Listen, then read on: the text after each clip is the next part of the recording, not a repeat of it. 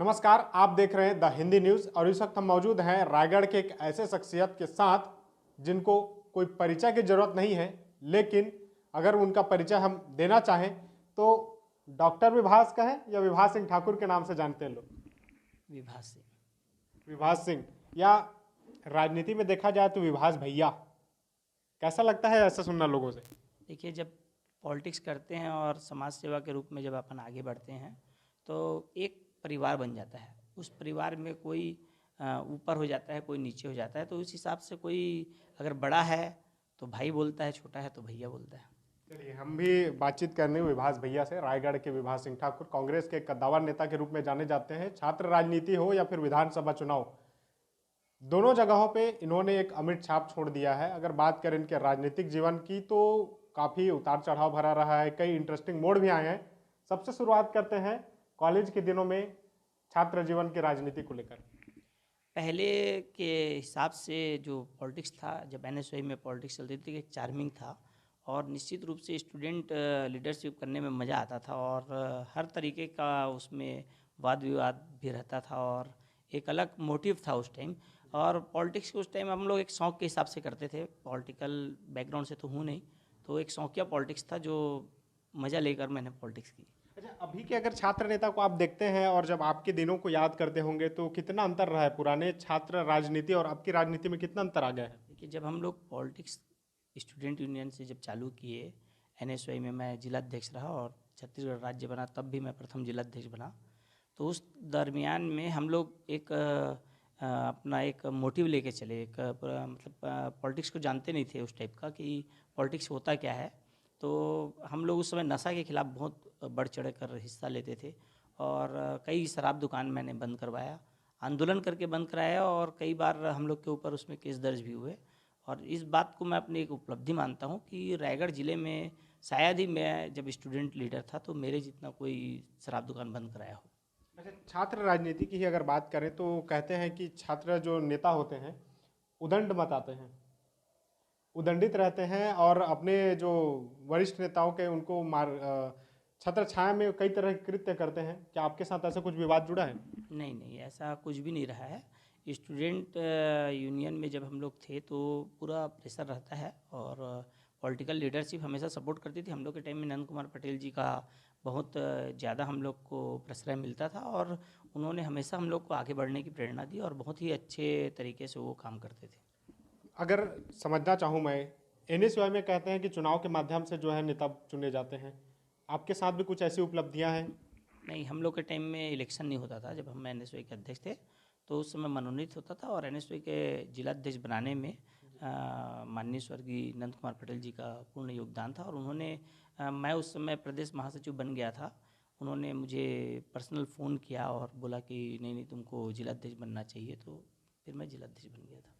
लगभग हम लोग 2 से 3 मिनट बात किए हैं। नंद कुमार पटेल जी का नाम कई बार आ गया, कैसे जुड़े उनके साथ, कैसे जुड़ाव रहा? राजनीति में कौन गुरु रहे जिनको देखकर आप आए इसमें? नहीं, पॉलिटिकल रूप से ऐसा कोई गुरु नहीं। जब रायगढ़ में लोकसभा के सदस्य जोगी जी थे तो अजीत जोगी जी के साथ हम लोग जुड़े रहे और चूँकि ज़िले से नंद कुमार पटेल जी का बहुत ज़्यादा प्रेम रहा और नंद कुमार जी स्टूडेंट लोग को बहुत आगे करते थे, युवा विंग को आगे करते थे। उनकी पॉलिटिक्स करने की एक अलग कला थी और जो वो अपने कार्यकर्ताओं से दिलो जान से मोहब्बत करते थे। तो जो कार्यकर्ता बोलते थे पूरी बात सुनते थे वो, और इसलिए उनका, और सबसे पहली बात तो ये है कि उनके साथ जो जुड़ाव था वो एक विरोध के माध्यम से हुआ। एक बार अग्रवा भवन में एक मीटिंग थी और उस मीटिंग में मैंने पहली बार अपने जीवन का भाषण दिया और भाषण दिया तो मैं उस समय कैबिनेट मंत्री और माननीय मुख्यमंत्री दिग्विजय सिंह जी थे, उनके भी खिलाफ मैंने बोला।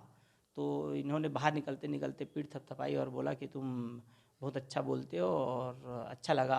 तो मुझे लगा कि मैं जिनके खिलाफ बोल रहा हूँ वो अगर मेरा पीठ थपथपा के जा रहे हैं और अच्छा बोल रहे हैं तो लीडरशिप में क्वालिटी तो है। तो फिर हम लोग जुड़ गए उनसे।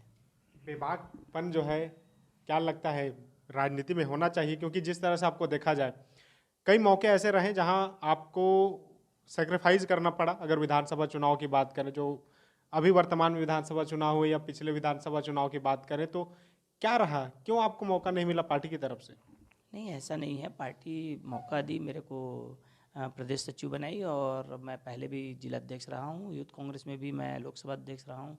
इलेक्टेड लोकसभा अध्यक्ष था और सबसे पहला इलेक्टेड प्रेसिडेंट था। चूँकि ऑलरेडी रायगढ़ में सिटिंग एमएलए थे और इस बार उनका तकदीर साथ दिया, कभी हमारी तकदीर साथ देगी तो हम विधायक रहेंगे। अच्छा, अब चलिए बात तकदीर पे आ ही जाती है, तो कहा जाता है कि आप जो है युवाओं में एक अच्छी पकड़ रखते हैं, युवा आपके एक इशारे पर काफ़ी संख्या में आ जाते हैं। कुछ ऐसा माहौल रहा है क्या?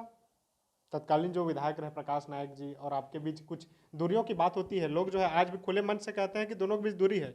नहीं, ऐसा कुछ भी नहीं। राजनीति तो पावर गेम का एक हिस्सा होता है और स्वाभाविक है, हर व्यक्ति अपने लिए पॉलिटिक्स करता है और अपने पार्टी के लिए पॉलिटिक्स करता है। चूँकि हम लोग कई ऐसे गांव हैं जिसमें हम लोग गए और चुनाव प्रचार किए और जिन जिन जगहों में जीत हासिल हुई उसमें हमारे भी पोलिंग बूथ शामिल हैं। और इस बात को मैं फ़ख्र के साथ बोलना चाहूँगा कि जिस जिस जगह में हम लोग गए उस जगह में हम लोग कांग्रेस पार्टी को जिताए भी और जीती भी। पिछले बार भी पीहरा में हम लोग आगे थे, इस बार भी हम लोग पीहरा में आगे हैं। तो ये कोई मैटर नहीं है। और चूँकि पॉलिटिकल रूप से हर आदमी एक पावर गेम को रिलीज करता है, अपने तरीके से काम करता है, तो वो मतभेद हो सकते हैं, मनभेद नहीं है हमारे बीच में। लेकिन प्रकाश नायक से मेरे बहुत अच्छे संबंध हैं। अगर विधानसभा की बात हो गई है तो इसमें भी एक सवाल लेते हैं। आपको बनाया गया लैलूंगा का प्रभारी, लैलूंगा में कांग्रेस ने काफ़ी अच्छा काम किया, विधायक भी जीत कर आई, रायगढ़ से आपको दूर रखा गया। अब ये तो पार्टी का अंदरूनी मैटर हो सकता है और पार्टी चाहती है कि जहाँ पर उपयोग करना चाहे वहाँ पर हमारा उपयोग है। और लैलूंगा के विधायक बहुत ही सुलभ है और सरल व्यक्तित्व के धनी है, इसलिए वो जीत हासिल हुई। और चूँकि रायगढ़ में भी हम लोग बहुत मेहनत किए और रायगढ़ में ये हार किसी की व्यक्तिगत हार नहीं, पार्टी की हार है और सारे के सारे कार्यकर्ता उसमें शामिल हैं। हमारी खुद की हार हुई है और निश्चित तौर पर हम लोग आगे आने वाले समय में कांग्रेस पार्टी को यहाँ से जीत हासिल करवाएंगे। चलिए, भविष्य की बातें तो भविष्य में रहेगी, लेकिन अगर जो बीते साल बात करें चुनाव में, आप भी टिकट की दौड़ में थे, प्रकाश नायक जी भी टिकट की दौड़ में रहे। किन क्या आपके पीछे कारण रहे या कोई ऐसा जिसकी वजह से आपको टिकट के रेस से दूर रखा गया या टिकट के रेस में आपको पीछे कर दिया गया? नहीं नहीं, ऐसा कुछ भी नहीं है। वो सिटिंग एमएलए थे, पहली प्राथमिकता उनकी थी। अगर उनकी टिकट कटती तो स्वाभाविक है जो भी मजबूत दावेदार रहता उसको टिकट मिलता।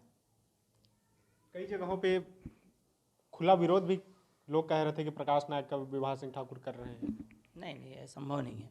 मैं पार्टी के खिलाफ काम नहीं कर सकता और पार्टी ने ही हमको दिया और स्टेट सेक्रेटरी हैं, जिम्मेदार वाले पद पर हैं और प्रकाश नायक जी को भी पता है कि मैंने बहुत काम किया। 2018 के विधानसभा चुनाव की बात करें तो कांग्रेस से बगावत करके जनता जोगी का दामन थामा था आपने। क्या कमियां रह गई थी कांग्रेस में या क्या मजबूरी थी कि जोगी कांग्रेस में जाना पड़ा था? नहीं नहीं, ऐसा नहीं है। हम लोग कांग्रेस पार्टी की ही पॉलिटिक्स करते रहे। विगत 15 वर्षों में जब बीजेपी की सरकार थी तो हम लोग विपक्ष में रहे और एनएसयूआई का भी अध्यक्ष था, मैं यूथ कांग्रेस का भी अध्यक्ष था, लोकसभा अध्यक्ष भी था। तो हमेशा विरोध के 1 साल के लिए जोगी कांग्रेस में गए और बहुत दमखम के साथ हम लोग चुनाव भी लड़े और निश्चित तौर पर जनता ने नकारा था तो कांग्रेस पार्टी में घर वापसी हो गई। 2018 के विधानसभा चुनाव में और इस बार के अगर 2023 के विधानसभा चुनाव की बात करें तो कुछ निर्दलीय या जो पार्टी से बगावत किए उनको पोलिंग बूथ तक में लोग नकार दिए, लेकिन आपके साथ एक बड़ा अंतर रहा कि हर पोलिंग बूथ में आपको वोट मिला। इसके पीछे क्या कारण रहा? देखिए, जो मैंने फिर बोला था कि जो लीडरशिप थी, नंद कुमार पटेल जी ने एक बार कहा था कि अगर आपको लीडरशिप करनी है तो आपको पोलिंग बूथ में ध्यान देना पड़ेगा। तो उनका बात हमारे जहन में था कि हर पोलिंग बूथ में हमको वोट चाहिए। तो उस बेस पे हम लोग 1 वोट, 2 वोट, 3 वोट, 4 वोट कहीं पर जीते, कई पोलिंग बूथ में हम लोग चुनाव जीत गए। उसका रीज़न ही यही था कि हम लोग पोलिंग बूथ के हिसाब से पॉलिटिक्स करते थे। और जो वर्तमान में निर्दलीय पॉलिटिक्स किए, जो लोग निर्दलीय चुनाव लड़े, आप देखिए, लोग समाज की बात करते हैं, कोई किसी समाज की बात करता है, कोई किसी समाज की बात करता है। हमारा समाज पॉलिटिक्स करते हैं तो जो हमारे साथ रहते हैं, जो लोग हमारे साथ घूमते हैं, सुबह से लेकर शाम तक मांगों पर समर्थन करते हैं, विरोध करते हैं, लोगों के जिंदाबाद करते हैं, मुर्दाबाद करते हैं, वो हमारा परिवार होता है।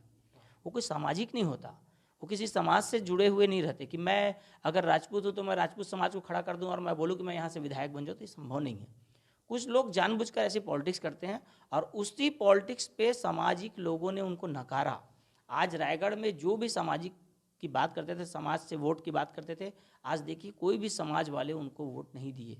इसका कारण क्या है? खुद के जहन में ये विचार करना चाहिए कि कभी भी राजनीति करने वाले व्यक्ति के लिए समाज से बढ़कर हर वह व्यक्ति होता है जो वहाँ पर पीड़ित होता है, जो शोषित होता है, वो उसके लिए काम करना चाहिए। मेरी ये पर्सनल सोच है। अच्छा, जमीन से जुड़े रहे, इसीलिए आपको जो है आपके कार्यकर्ताओं ने समर्थन किया और हर पोलिंग बूथ में आपको वोट मिले।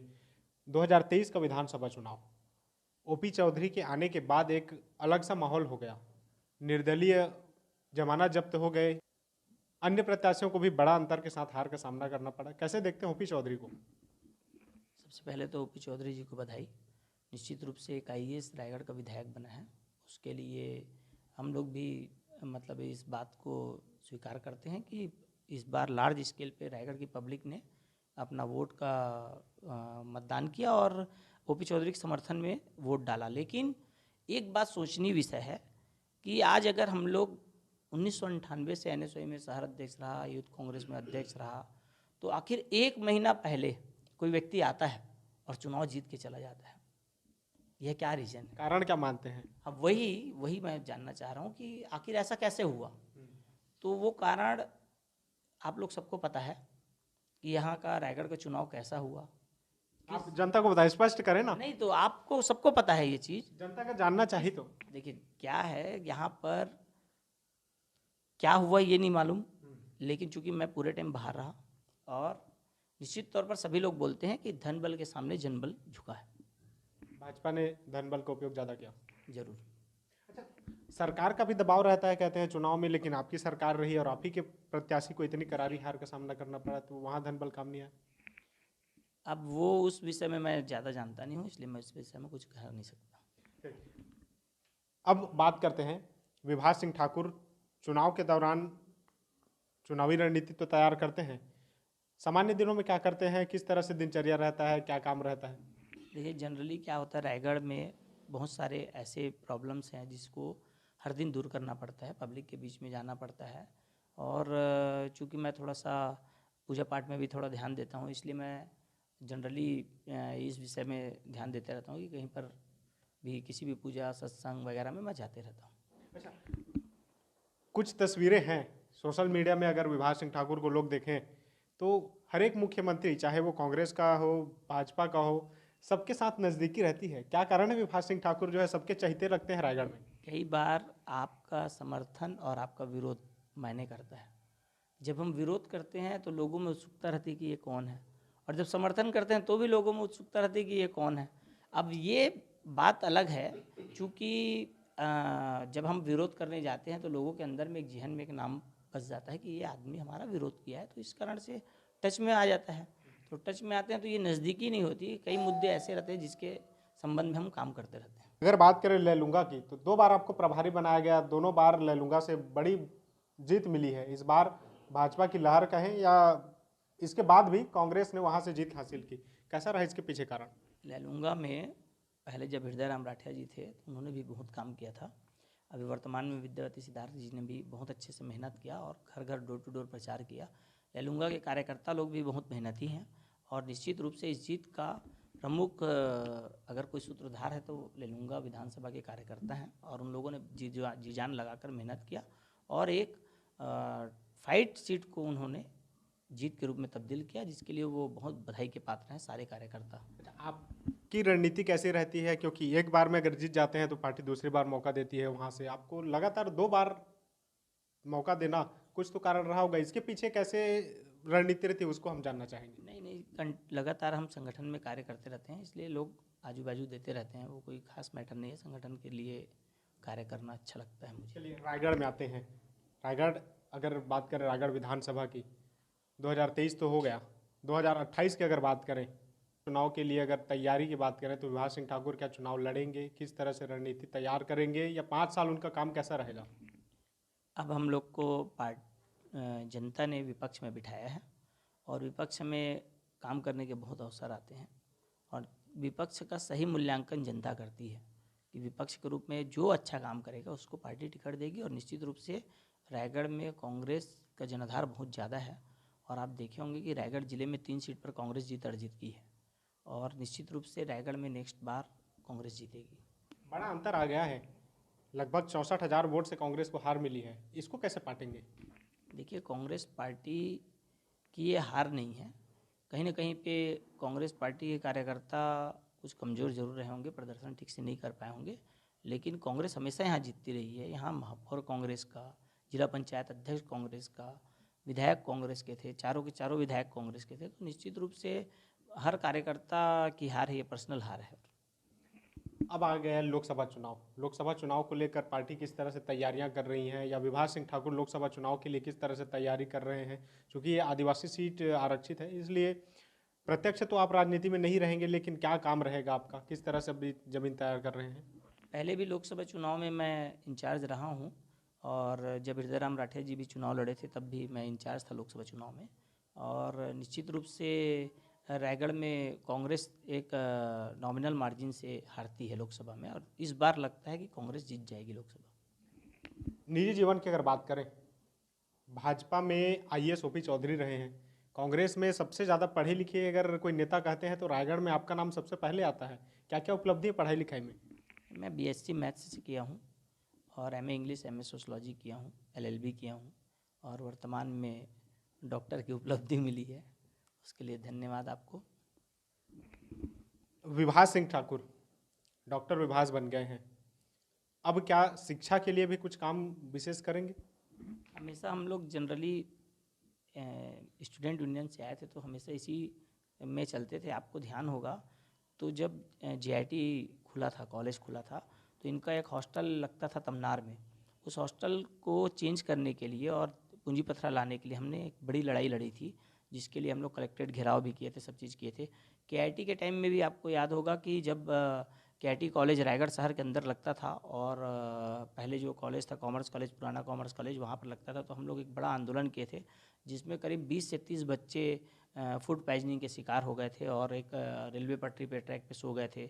सबकी गिरफ्तारियां हुई थी, हम लोग को उर्दना में अंदर कर दिया गया था, और तब जाकर केआईटी कॉलेज का यहाँ पर शिलान्यास, और उस पर वापस सब बच्चों को शिफ्ट किया गया था रायगढ़ से हटाकर केआईटी कॉलेज में। तो एक अच्छा अवसर था, और उस टाइम मज़ा आता था स्टूडेंट यूनियन में पॉलिटिक्स करने का। समझ सकते हैं कि आगामी विधानसभा चुनाव के लिए, अगर जैसे ओपी चौधरी जी कह रहे हैं कि मैं शिक्षा के क्षेत्र में क्रांति लाऊंगा, शिक्षा के लिए काम करूंगा, विभास सिंह ठाकुर भी शिक्षा के क्षेत्र में काम करना चाह रहे हैं, एक अंतिम सवाल रहेगा मेरा, नेता जैसा जवाब की उम्मीद नहीं है, क्या विधानसभा चुनाव लड़ेंगे विभास सिंह ठाकुर अगले? पार्टी चाहेगी तो जरूर लड़ेंगे, और पार्टी के लिए कोई भी व्यक्ति कब कहाँ पर किसको फिट करना है वो पार्टी तय करती है, और खुद से कुछ भी नहीं होता, और हम तो हमेशा लड़ने के लिए ही तैयार रहते हैं। आप सुन रहे थे कांग्रेस के युवा नेता, कद्दावर नेता के तौर पे जाने जाते हैं डॉक्टर विभास सिंह ठाकुर को, जिन्होंने अपना विजन बताया, उनकी जो उपलब्धि है उसके बारे में बातचीत किए। भविष्य में और भी उनसे बातचीत करेंगे। बने रहिए हमारे साथ, देखते रहिए द हिंदी न्यूज़। धन्यवाद।